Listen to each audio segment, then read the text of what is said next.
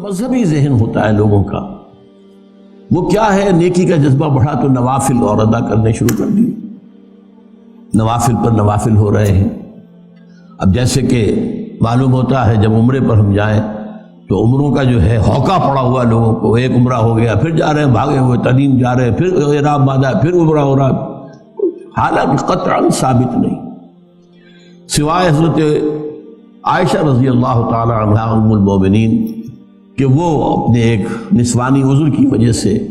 بعض ارکان ادا نہیں کر سکی تھی، تو ان کے لیے حضور نے پھر بھیج دیا جاؤ تنعیم سے، وہاں تم جب فارغ ہو گئی وہ اپنی اس نسوانی جو بھی کیفیت تھی اس سے، تو پھر انہوں نے عمرہ کیا، ورنہ حضور نے حج کے بعد کوئی عمرہ نہیں کیا۔ بلکہ میں تو حیران ہوتا ہوں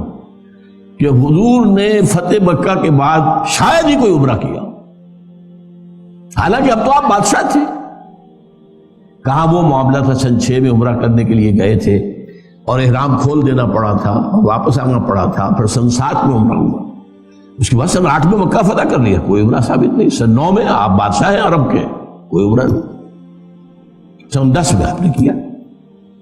اس اعتبار سے ہماری ویلیوز بدل گئی ہیں، نیکی کا جذبہ پیدا ہوا بس یہ کر دو،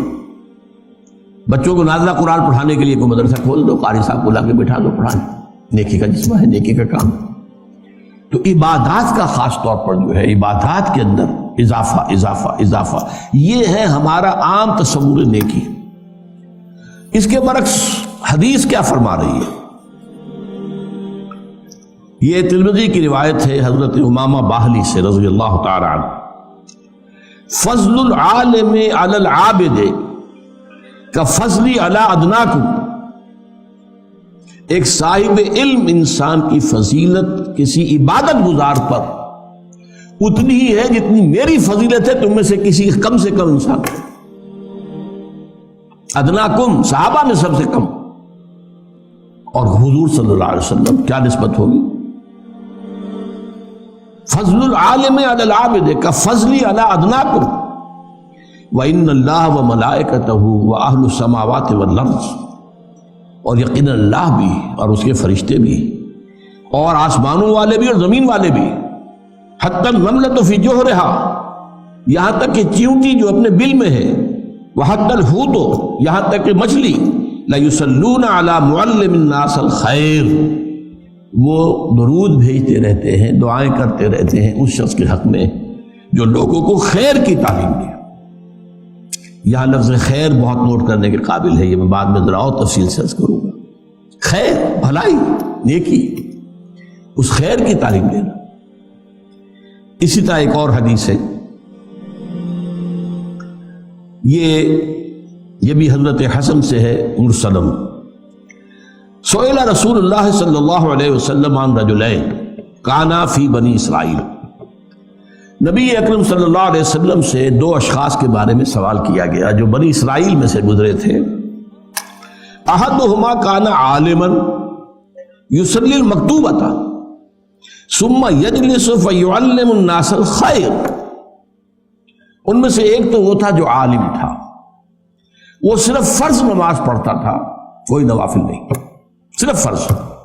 اور پھر بیٹھ جاتا تھا لوگوں کو خیر کی تعلیم دینے کے لیے۔ والآخر، اور دوسرا، یصوم النہار ویقوم اللیل، روزانہ روزہ رکھتا تھا، پوری رات کھڑا رہتا تھا۔ ایہما افضل، حضور ان میں سے افضل کون سا ہے؟ سوال سمجھ لیا آپ؟ 2 اشخاص ہیں، ایک صرف فرض نماز ادا کر رہا، میں عبادت کے اعتبار سے عبادت اور علم اور تعلیم اور تعلم، ان کے مابین کیا نسبت ہے، کیا ریشو پروپورشن ہے، اس کی میں آپ کے لیے حدیثیں سنا رہا ہوں کہ 2 آدمیوں کے بارے میں پوچھا گیا، ایک وہ تھا جو صرف فرض نماز پڑھتا تھا اور اس کے بعد بیٹھ جاتا تھا لوگوں کو خیر کی تعلیم دینے کے لیے، اور دوسرا وہ تھا روزانہ روزہ رکھتا تھا اور پوری رات کھڑا رہتا تھا عبادت۔ ایہما افضل، ان دونوں میں سے افضل کون ہے؟ قال رسول اللہ صلی اللہ علیہ وسلم فضل ھذا العالم الذی یصلی المکتوبۃ ثم یجلس فیعلم الناس الخیر علی العابد الذی یصوم النہار ویصلی اللیل کفضلی علی ادناکم، اس شخص کی فضیلت جو صرف فرض نماز پڑھتا ہے اور باقی سارا وقت جو ہے وہ لوگوں کو خیر کی تعلیم دینے میں گزارتا ہے، بسر کرتا ہے، اس شخص پر جو روزانہ روزہ رکھتا ہے اور روزانہ رات کو کھڑا رہتا ہے پوری رات، اس پہلے شخص کی فضیلت اس دوسرے پر اتنی ہے جتنی میری فضیلت ہے تم میں سے ادنا پر، تم میں سب سے کم تر پر۔ یہ ہے ریشو پروپورشن۔ ہمارے ذہنوں سے چیزیں نکل گئی ہیں، اہمیت ہی نہیں، خرچ کیا جا رہا ہے، حج کیے جا رہے ہیں، عمرے کیے جا رہے ہیں، لیکن یہ کہ دین کا علم آس پاس بھی نہیں، نہ خود نہ اپنی اولاد کو سوچا بھی نہیں، غور و فکر ہی نہیں کیے، اور علم حاصل بھی کیا ہے تو ٹیکنالوجی کا علم حاصل کیا، صرف نیچرل سائنسز کا علم حاصل کیا ہے، ٹیکنالوجی کا علم حاصل کیا ہے، جس کا کہ علم دین سے کچھ سرے سے سروکار ہی نہیں۔ اب یہ ایک حدیث اور سن لیجئے، یہ مسلم شریف میں ہے، حضرت ابو ہریرہ سے رضی اللہ تعالیٰ عنہ۔ یہ بڑی پیاری حدیث ہے، ایک زمانے میں بہت کثرت سے اس کو بیان کرتا رہا، اب ظاہر بات ہے کہ کچھ زمانے کے گزرنے کے ساتھ ساتھ کچھ اور مسائل سامنے آتے رہے تو بعض چیزیں اب پس منظر میں چلی گئی۔ امام مسلم روایت کرتے ہیں حضرت ابو ہریرہ سے، من سلک طریقا یلتمس فیہ علما، جو شخص کوئی راستہ اختیار کرتا ہے، سفر اختیار کرتا ہے جس میں علم کا حصول پیش نظر ہے، سہل اللہ بہ طریقا الی الجنہ، اس سفر کے ذریعے سے اللہ تعالیٰ اس کے لیے جنت کا ایک راستہ آسان کر دیتا ہے۔ اب دیکھیے حدیث، وَمَجْتَمَعَ قَوْمٌ فِي بَيْتٍ مِّن بُيُوتِ اللَّهِ، اور نہیں جمع ہوتے کوئی لوگ اللہ کے گھروں میں سے کسی گھر میں، یتلون کتاب اللہ ویتدارسونہ بینہم، اللہ کی کتاب پڑھنے اور آپس میں سمجھنے سمجھانے کے لیے، الا نزلت علیہم السکینہ، مگر یہ کہ ان پر سکینت کا نزول ہوتا ہے، تسکین، سکون، وغشیتہم الرحمہ، رحمت خداوندی انہیں ڈھانپ لیتی ہے، وحفتہم الملائکہ، فرشتے ان کے گرد گھیرا ڈال لیتے ہیں، وذکرہم اللہ فی من عندہ، اور اللہ تعالیٰ ان کا ذکر کرتا ہے ملائکہ مقربین، وہ ملائکہ حملۃ العرش جو عرش کو اٹھائے ہوئے، وہ ملائکہ کے جو عرش کے گرد طواف کر رہے ہوتے ہیں، وَتَرَى الْمَلَائِكَةَ حَافِّينَ مِنْ حَوْلِ الْعَرْشِ يُسَبِّحُونَ بِحَمْدِ رَبِّهِمْ، اللہ ذکر کرتا ہے، دیکھو تم نے کہا تھا نا کہ یہ جو آدم ہے میں اسے خلافت دے رہا ہوں، اسے اختیار دے رہا ہوں، یہ تو خون ریزی کرے گا، فساد مچائے گا، دیکھو میرے بندے وہ میرے گھروں میں سے ایک گھر، اور اس میں مفسرین کا تقریباً اجماع ہے، اس سے مراد صرف مسجد نہیں ہے، جو بھی گھر، جو بھی مقام اس کام کے لیے خاص کر دیا جائے، قرآن کے پڑھنے پڑھانے کے لیے، وہ سب اس میں شامل ہو۔ دیکھو وہاں بیٹھے میری کتاب پڑھ رہے ہیں، ایک دوسرے سے سمجھ رہے ہیں، ایک دوسرے کو سمجھا رہے ہیں، یہی ہے نا وہ آدم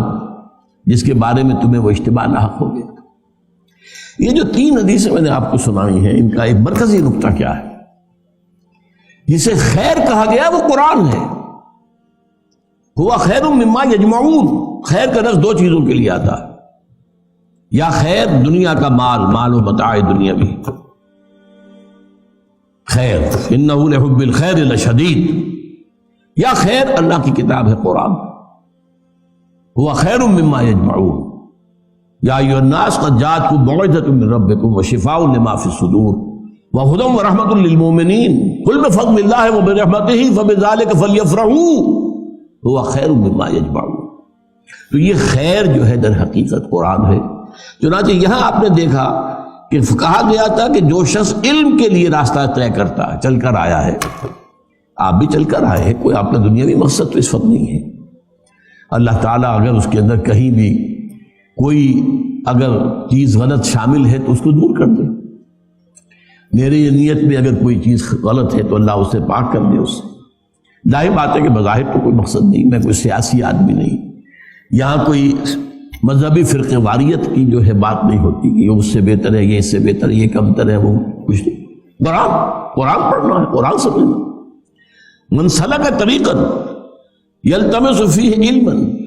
اب یہاں لفظ علم آیا، لیکن علم کو آگے بیان کر دیا یتلون کتاب اللہ ہے ویتدارسونہ بینہم، اس علم سے مراد علم فقہ نہیں ہے، اس علم سے مراد جو ہے، میں پھر بھی عرض کر رہا ہوں، علم حدیث نہیں ہے،